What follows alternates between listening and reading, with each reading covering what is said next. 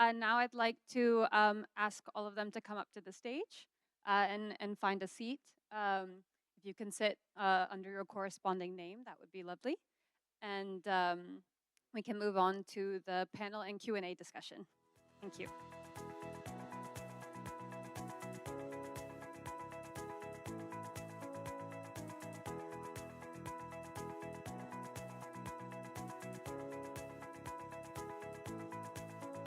Once again, good morning. We've come to our most exciting portion, which is the panel discussion, the Q&As. All your questions will be entertained at this moment. This interactive panel will explore key challenges, financing models, and opportunities for collaboration in deploying innovative DRE solutions. This session will be hosted by Ms. Kelly Hewitt from the Asian Development Bank. So our panelists are, we've met them earlier, Ms. Song Yoon, CEO of Envelopes, Hassen Bali, co-founder and director of Ion Ventures, Ayu Abdullah, ARE board member and managing director, COMET, Esther Holsten-Stühmer, sales and project lead, Asia Skysails, and Sandra Liz Hon, executive director, H2 Energy SDN. Thank you. So we'll get started. Let me give the backdrop really quickly. As we look at decentralized renewable energy in the context of the Clean Energy Leaders Dialogue theme of navigating the new calculus of clean energy, balancing geopolitics, innovation, and investment in Asia, I believe that we all here today have come to understand that as we move forward in progressing DRE, business as usual may not be sufficient. In innovation, investment, geopolitics calls for more, including all of the above, in clean energy to enable fit for purpose DRE and its steadfast sustainability during persistent disruption.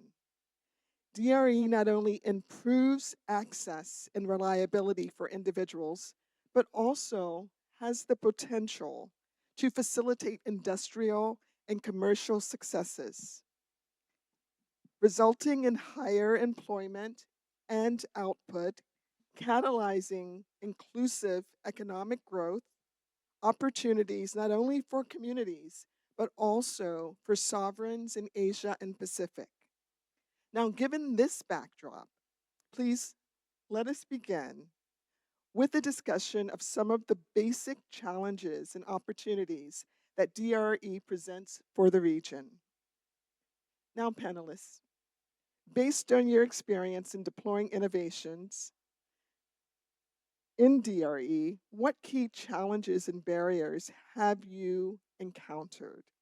Please, when you answer the question, could you also share best practices or lessons learned in overcoming these challenges and barriers? Before we begin with Song, I need to let you know that Hasim has to leave at 12 noon.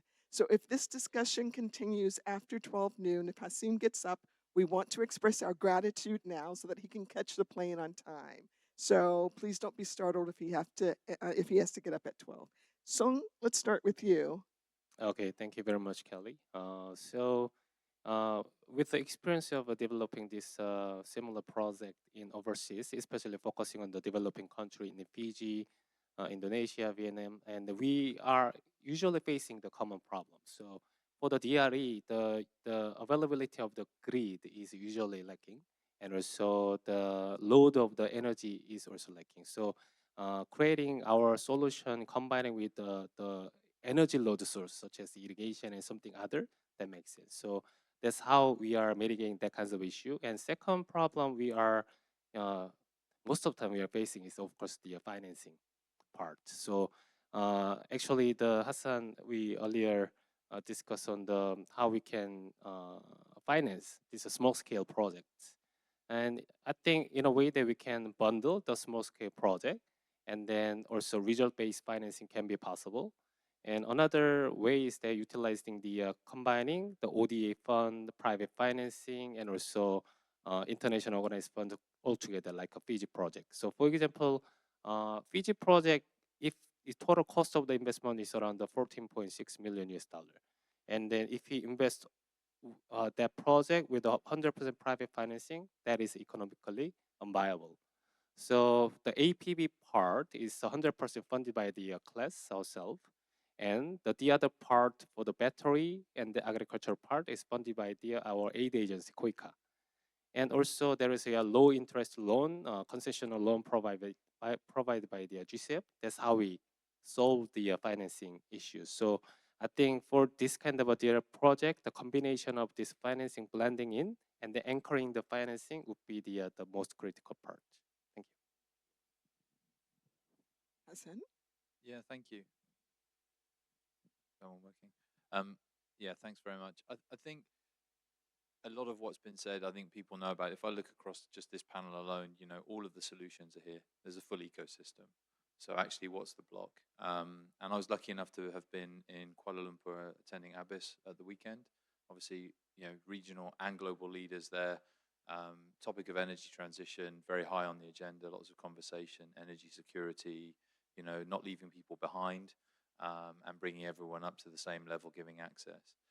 Interestingly, mostly top-down conversation, you know, ASEAN Power Grid, getting all the headlines, which, let's face it, you know, it's 20 years in the making, still probably 10 years away, you know, needed, but not the whole picture. Only one person talked about bottom-up. It just coincidentally happened to be the Director General for the Southeast Asia region of ADB, which shows that some people understand. And I think this is the thing that I see as the crux of all of this. You know, if I go back 15 years ago when I first started looking at renewables, the conversation was, it's not proven, you know, the technology is not scaled, it's really expensive, where's the bankability, insurability, etc. But don't worry, as soon as we hit all of those metrics, the taps will open, the funds will flow, it will be fine. And here we are today, and how hard is it to get those funds to flow? At the scale needed. Sure, we've all been successful at sort of the fringe little projects, you know, some scale. But for me, I look at it, and something I mentioned in the presentation is really, where is the innovation in financing? Where is the innovation in regulation? Where is the innovation in government engagement around this? You know, there is a need to enable energy access, and this is the simplest, quickest, you know, way of doing it. Will it all be backed by a sovereign offtake for 25 years? Probably not. But should it be? That would be my question.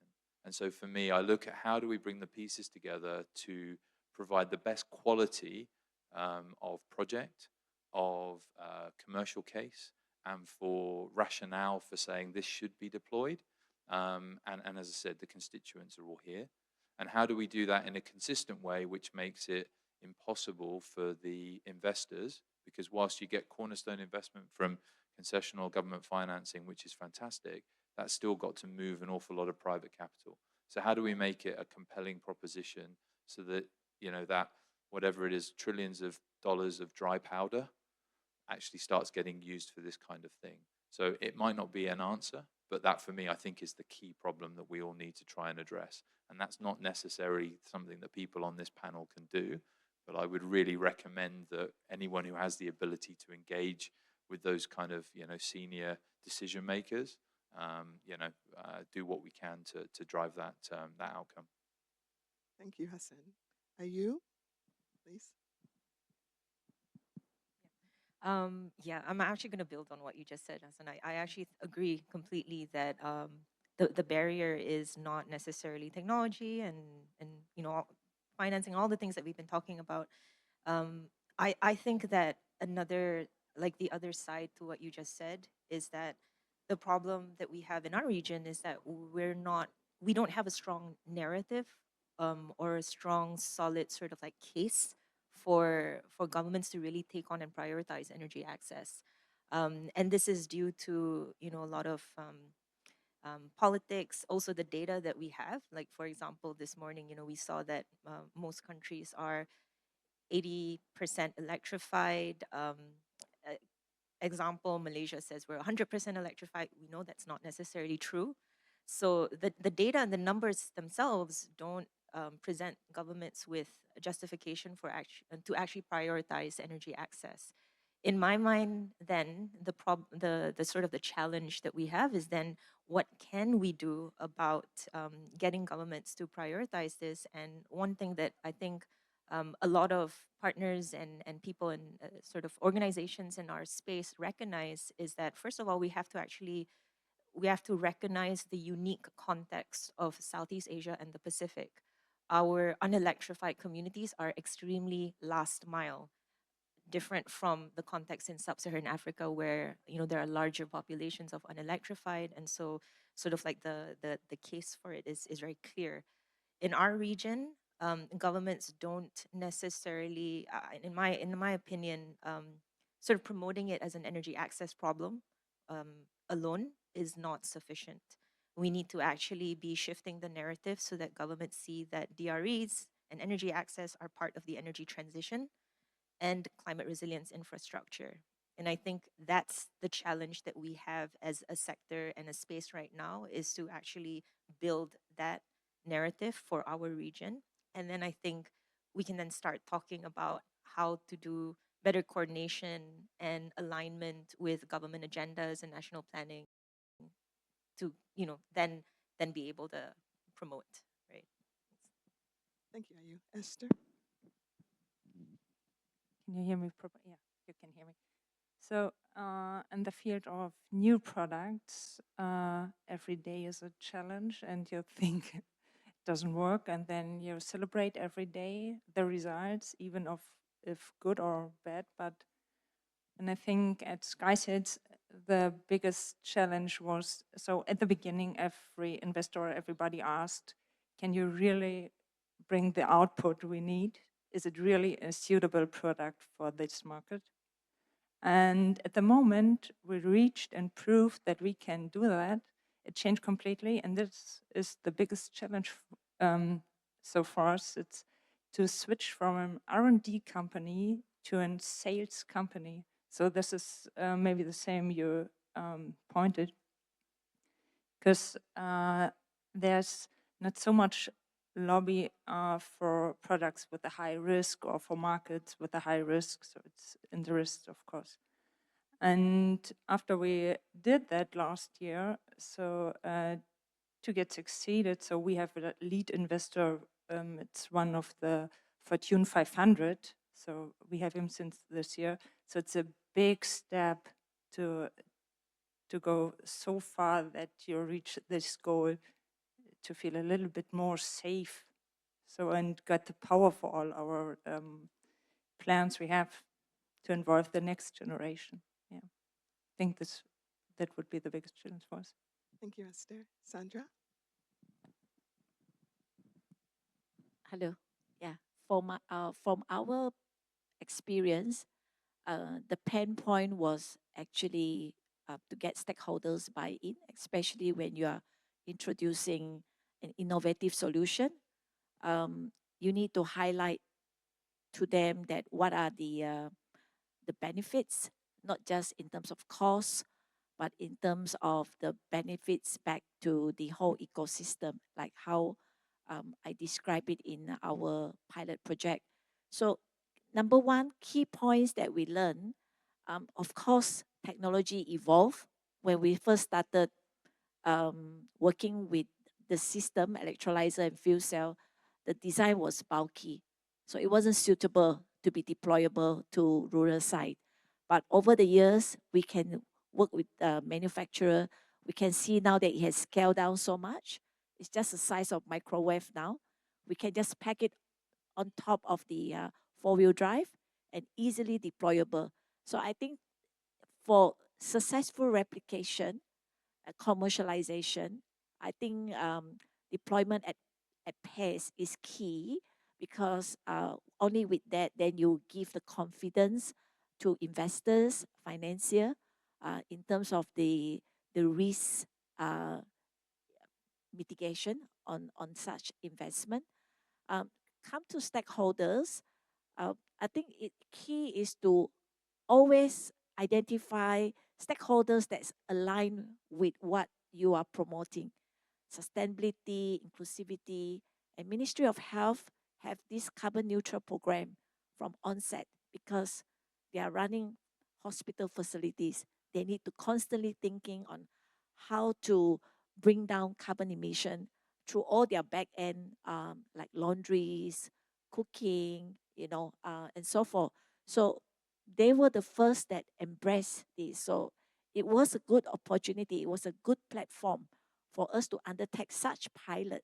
Now, after running this pilot for 3 years, the nearby community, which is under different stakeholders like the schools, that's Ministry of Education, the villages, is under the Ministry of Rural Development, can see the benefit that it brings to the clinic.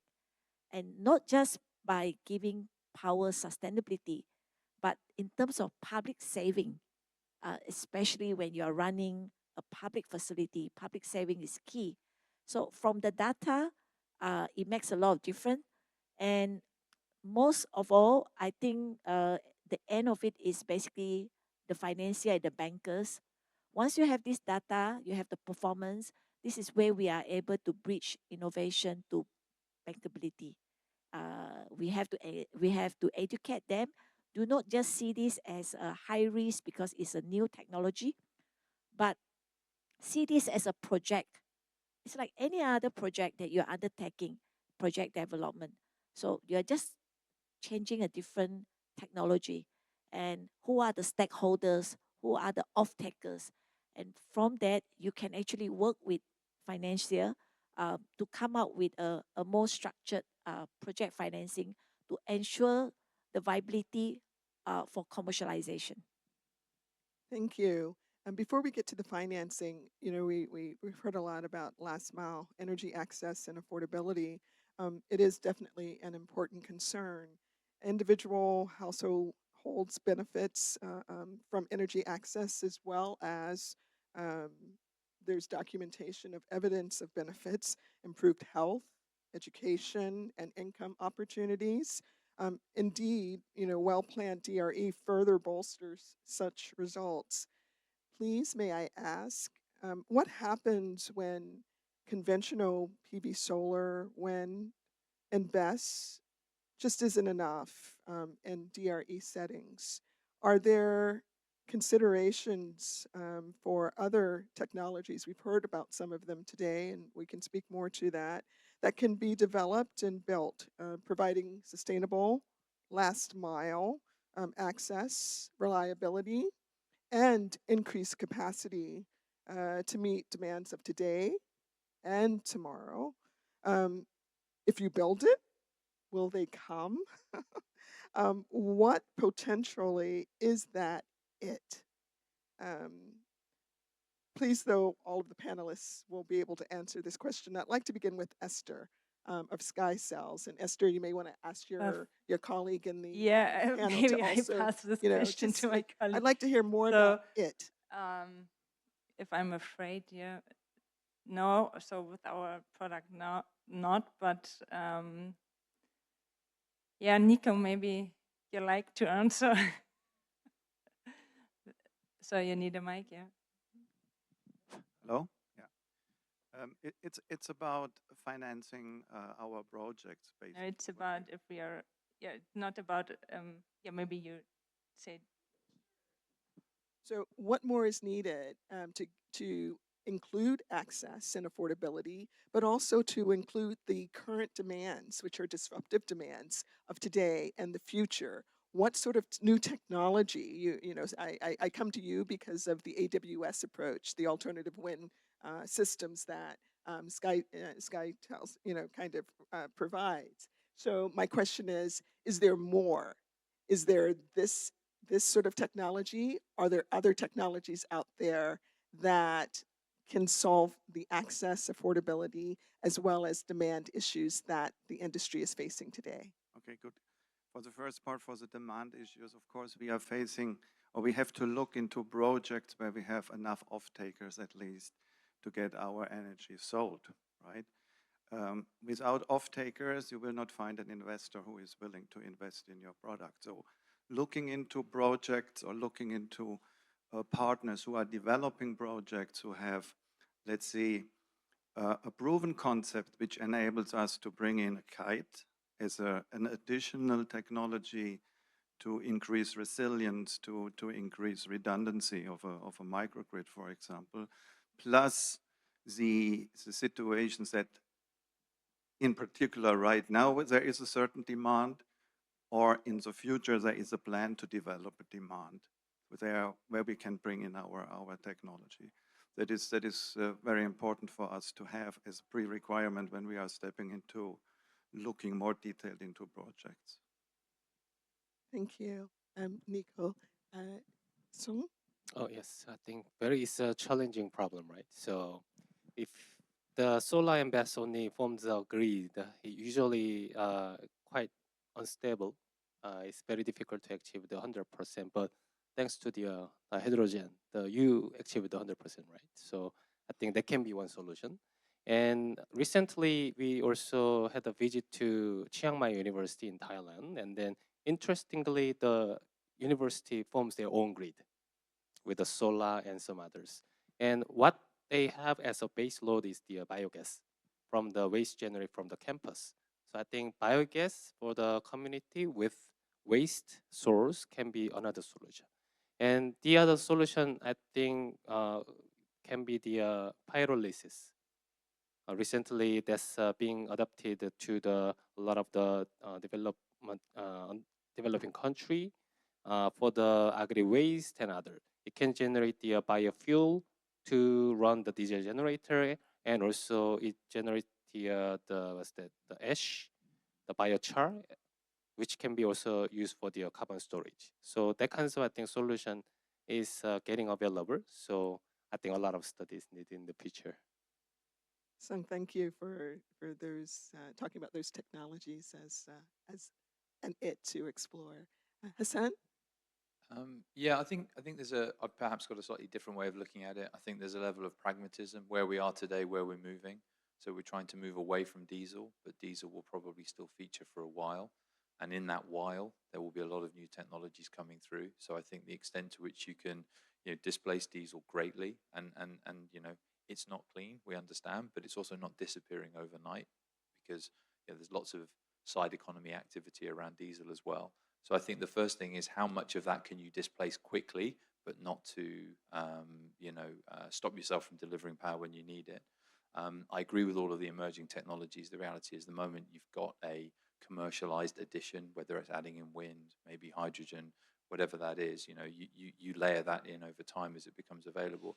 I think the one element that I would also point to is if you think about system flexibility, demand side management. It's not just about saying you need to operate at 100% of the load all of the time, because there will be areas of that load that can voluntarily, for a period of time, not call on the system. And so it isn't just about sizing to the highest level. I think you can think about the demand side management, and there's loads of tools around which typically are adopted on, let's call them, national grid type systems, but would be highly applicable here. And the economies of scale, I think, are moving in the direction of making them work at lower implementations. So I do think it's a blended approach, but I think we're not far away from being able to ditch thermal completely, but it's probably stepwise. Thank you, Hassan. Ayu? Yeah, it's interesting that you mentioned demand side management, because actually, like, COMET was developed to address some of the issues that we're talking about in terms of demand, and yeah, demand side solutions, demand side innovation, especially in this space, I think we don't think about enough. Like, we're always thinking about innovation in terms of, like I said, like technologies for generation and even delivery models and financing. We innovate there. But then when it comes to sort of like demand side technologies, other than things like smart meters and automated systems, remote management, all of that is there. But then when we talk about innovation, that's also on the people side, like COMET, where it's a technology, but it's a technology enabler, right? It basically extends communities' capacity to be involved in decision making and voluntarily do demand side management. I didn't mention a case study, but we have one in we've done a project in Somaliland in East Africa where we were trying to size the system to optimize for storage. And so, kind of speaking to your point, what we did was we actually aligned ourselves with communities' expectations of the system, and then explored different levels of service that was more affordable to the community, but not necessarily larger system, right? And it was acceptable to the community, and you wouldn't have been able to do that without something like COMET that could confirm those things. Thank you, Ayu. Hassen has to leave. Thank you, Hassen, for participating. We're really grateful. Can we give Hassen a round of applause? Thank you. So we'll move to Sandra. And before we move to the next question, Sandra, the new it. Well, I think we are moving towards intelligent age. So it's key that any innovation of technology, when we need to scale, we have to consider AI. Maybe we all start with IoT, and then we are now moving into AI on how to improve the data collection. From our simple energy management system, we have able to use it to scale from a 35 kilowatt system in a rural clinic now to a potentially 3 megawatt for a microgrid for a rural community. So the confidence is basically through the data that we have collected. And how can we ensure sustainability going forward using this intelligent data? Again, we don't just, how would say, segmentize ourselves for the rural, because now we can see that hydrogen is a very resilient energy storage, and it can complement battery, which has been very well established in the storage segment. So see battery as your short-term storage and hydrogen as your long-duration energy storage. So by having these two combination, you can create a much more robust and resilient ecosystem, especially when you are coming back to the grid. So we are now also in advanced discussion on how to phase in hydrogen as a long duration energy storage for grid balancing. So from off grid, now we are using data moving towards to the grid as a balancer. This is all made possible through data. So that's why I believe that the intelligent age is something that we should levelize on to improve scalability and commercialization of new technology. Thank you, Sandra. I have one question I want to follow up with on technology, OIT, et cetera, before I open it up to the audience. AI demand and accompanying data centers in both urban and rural areas have the potential to drive DRE to new heights. Merchant, DRE, fueled power could possibly be a thing of the past, though, it was viewed as something for the future. Community-based PPAs accompanied by possible land right royalties to sovereigns and their subnationals could pose win-win scenarios for communities, governments, and private sector. Now, this financial aspiration that I just described indeed is easier to articulate than to bring forth in reality. Please, could you share when financing or what financing models have you found effective in accelerating the deployment of innovative DRE system solutions? What institutional arrangements or requirements help create a level playing field for private sector participation? And could there be something new that we're missing? Song, can I start with you? Yes, I think it'll be a similar answer to the first question that blending financing, I think it has to happen together with the private financing, public financing, and also international organization financing together. So usually like in rural community with some like ODA project, AD project, if the private financing is not involved, meaning that there's no revenue generated from this project, that once this aid period is finish it within like 3 or 4 years, the operation maintenance usually fails. So it's very important in creating this business model to generate income so that private investor can come in to do the operation for like 20 years and 25 years.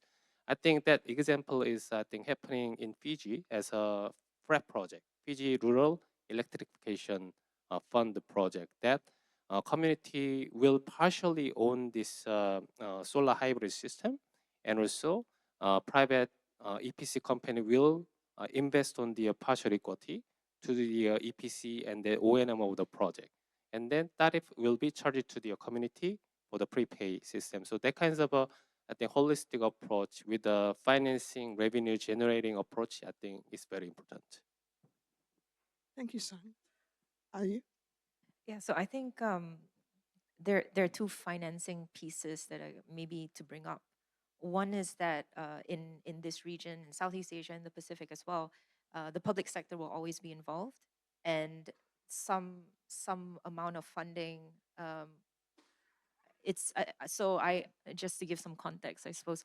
I'm involved in a consortium of organizations in the eastern state of Sabah, next to Sarawak in Malaysia, and we have what we call a public civic partnership, not a public private partnership, where we have joined forces with state government, so 5 civil society organizations, to design, develop, and implement a whole new rural electrification program for the state of Sabah. Sabah still has about 400 communities unelectrified, so that's quite a large population of Sabah. In this work, we recognized very quickly that in a country like Malaysia, I think that this is the case for other countries in ASEAN as well. It's not that the money isn't there. It's that, like I mentioned earlier, it's allocations to budget and things like that is not prioritized in a way that it flows to DREs. So for Malaysia, just to give you a rough idea, our national budget always allocates about 500 to 700 million ringgit, more than, I don't know, what is that, $150 million yearly for rural infrastructure. A large part of this for rural electrification and energy access. So the money is there. However, the policy and the strategy that has not changed since the 1990s, that's always, the first strategy is always grid extension. So this, I think, is familiar in most ASEAN countries, right? The policy is not such that we actually prioritize DREs in the 21st century where it's more cost effective, but we actually put a large amount of funding still towards grid extension. And this is why our last mile communities remain unelectrified, because they're last mile. The grid has extended as far as it will extend in most ASEAN countries. So I think this recognition that public funding is still going to be very important. And then also, if you were to source funding from outside the country, no banks, no international organizations are going to fund without government support, right, and guarantees. So that financing piece has to be public, private, civic. All of these pieces have to come together. That's one. The other is speaking to the fit for purpose aspect of it, right? And this is to make sure that DREs are ready to finance, basically, and have the potential to be attractive. So in this is it also speaks to your question on institutional arrangements and things like that. We need to be defining what levels of service are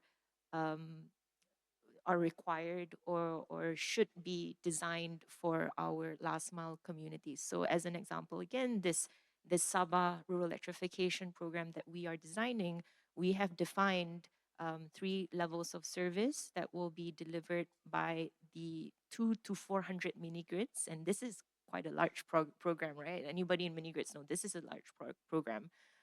So we define it in terms of minimum, base, standard, and high.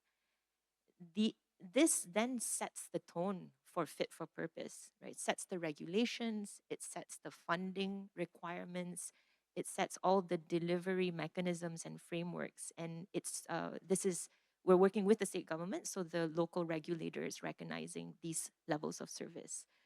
those institutional frameworks would then allow for things like results-based financing to come in and allow us to maybe stagger money as well so that we can encourage smaller stakeholders to enter the space and ecosystem, and they don't have to put in all the money, and we can reduce the risk.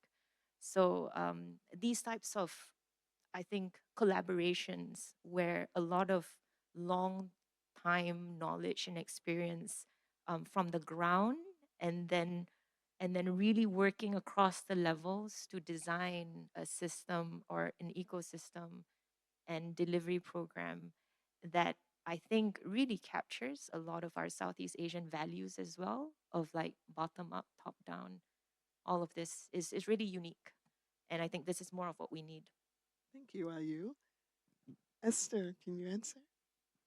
Yeah, I completely agree. They have to come more things together before you have some solid finance situation. And I think the role of the governments, yeah, they have, I think there are two things. The one is to provide some subsidies. The other one is to make pressure.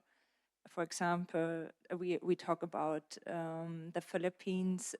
They have to be, I guess, 2030, they have to provide 50% renewable.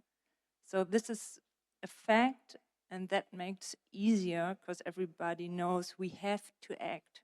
There's no other chance. So this is one. And then we saw no blueprint. So every country is different. Every country has a different government structure, a different subsidies structure, a different funding structure. And so if we compare Europe with Asia, so it make no sense. But maybe that we are in the law of European energy as urban wind energy, or that we are in the coalition contract of the federal government as RWE, or this makes us stronger and shows more reliable, more credibility for potential investors. Thank you, Esther. Sandra? Well, I echo my fellow panelists on the challenges that everybody is facing when we talk about DRE. And I do agree with everyone that for DRE to be continue to be successful and sustainable, public spending has to continue to be there. And as fellow Ayu mentioned, the budget is there. How do we deploy it? I can share with you the pain point that we went through with our stakeholders when we roll out the first pilot and now scaling into additional clinics. Obviously, when we talk about new technology, it's about capex, and any government, including Malaysia, we are all facing budget crunch. So, beside capex, how can we look at other alternative to finance the project? So then there is OPEX that they have, operation budget. So they used to run diesel. They have a diesel budget. So how can we use the diesel budget to actually pilot or operate the system to ensure that we have this transition shift from a diesel budget to a new technology budget. So we are looking into either leasing program, that's like the 7 years leasing program of the system, or we can talk about build, operate, transfer. And with recent time, we even come to a position now that we are allowed to be retailing power to the facility. So that will be under like a restricted retail license.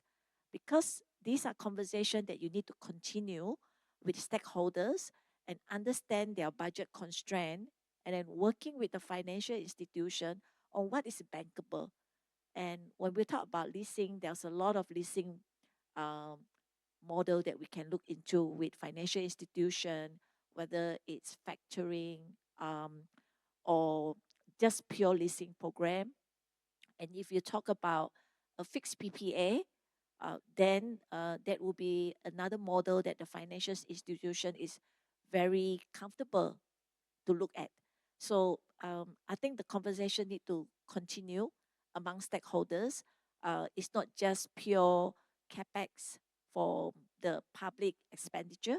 We have to sort of transition now into a blended operation budget, whether, as I mentioned earlier, the different models that the bankers and the financial are comfortable to support your project. Thank you, Sandra. Thank you all for answering that finance question. Before going on to contemplate next steps, I'd like to invite questions from participants here. You may have shared, but it may be easier if you just raise your hand if you have a question. Yeah, I don't see anything in terms of questions. Does anyone have questions here before we go to next steps? Just raise your hand.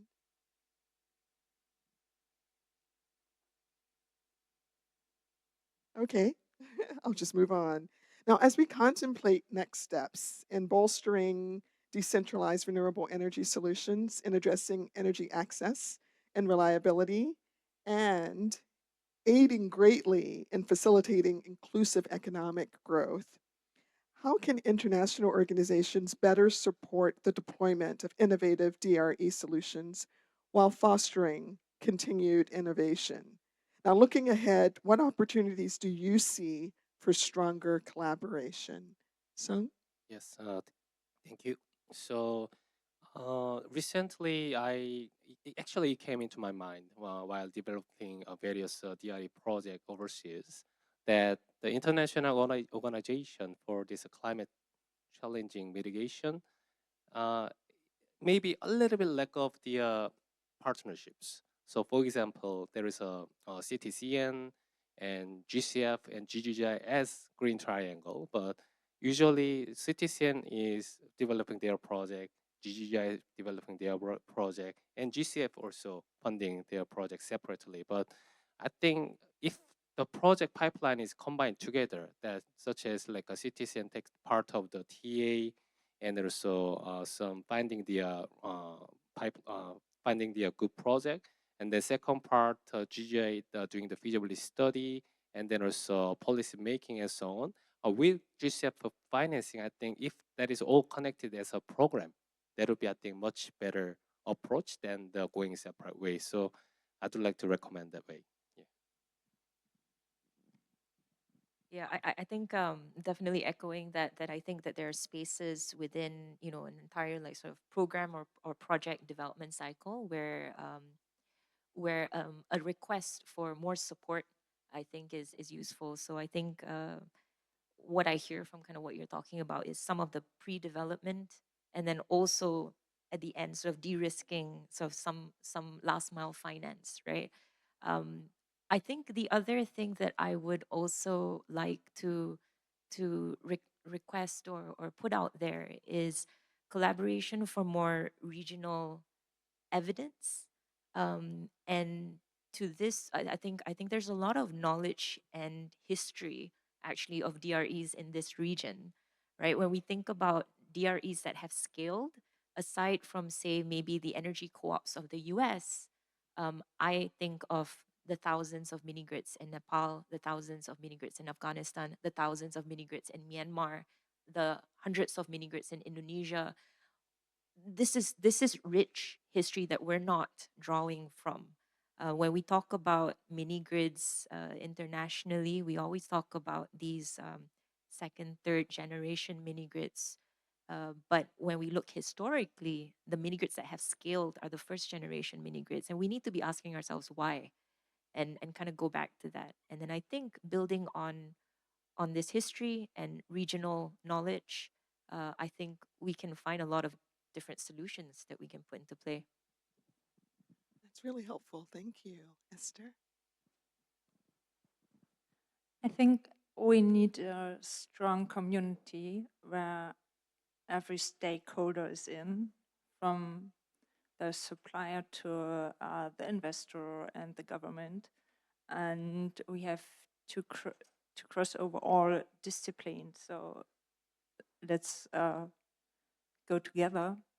And this is the only thing that can make us stronger than now, because when everybody fight for his own, and especially the regions where we want to go, they have not so much a lobby, and so it's only possible together.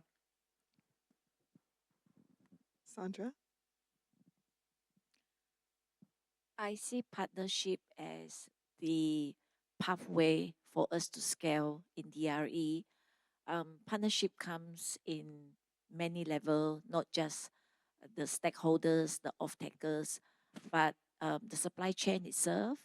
I think in recent time, we have seen manufacturers taking a more progressive approach, that they are not just talking about supplying you the equipment and technology, but they are working very closely with you on how can they come in to use their manufacturing credit mechanism export scheme from their respective country to come in and part to do it as part financing.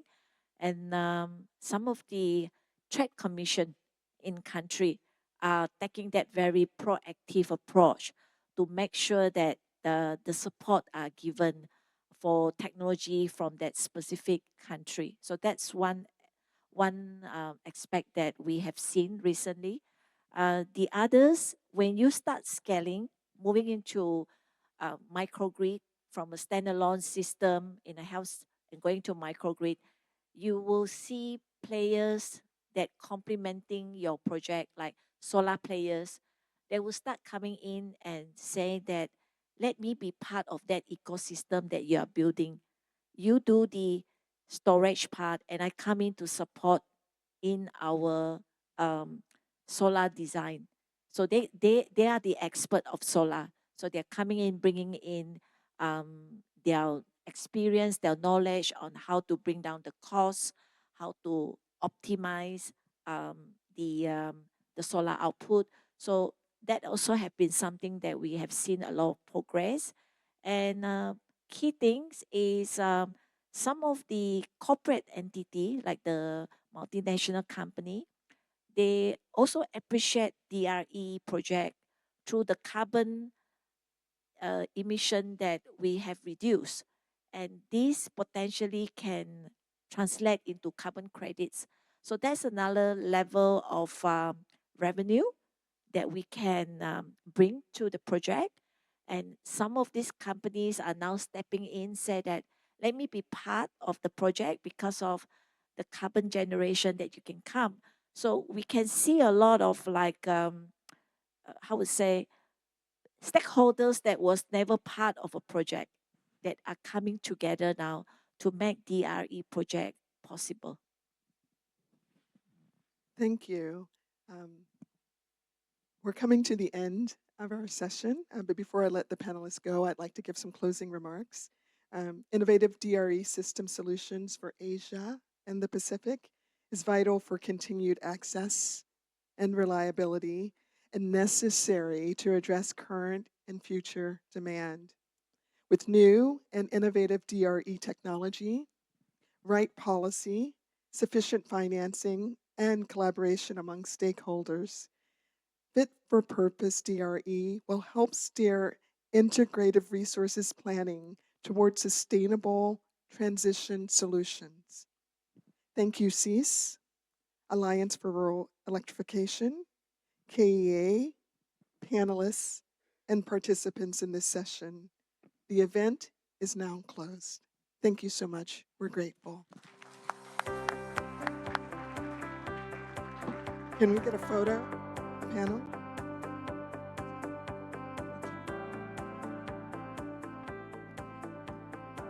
We will have a photo of the panelists for the moment.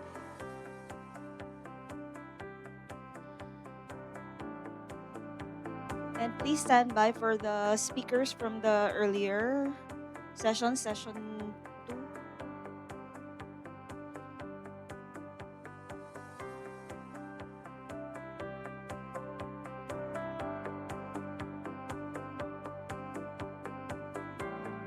Speakers speakers from session 2, please come on stage. We'll have your photo taken also. Please stay.